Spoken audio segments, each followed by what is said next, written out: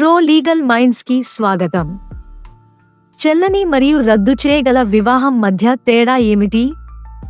భర్త లేదా భార్యకు అలిమనీ వస్తుందా?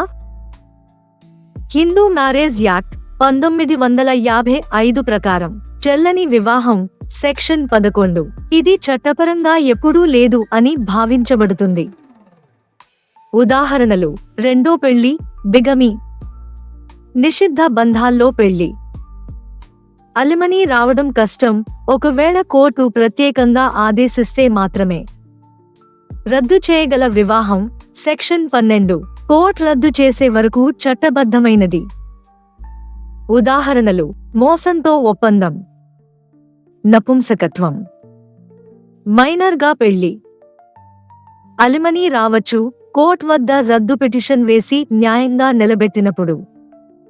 ఒక కేసులో యమునాబాయి వర్సెస్ అనంతరావు రెండో భార్యకి చెల్లని వివాహం నేపథ్యంలో మెయింటెనెన్స్ రాదని సుప్రీం కోర్టు న్యాయస్థానం తీర్పు ఇచ్చింది.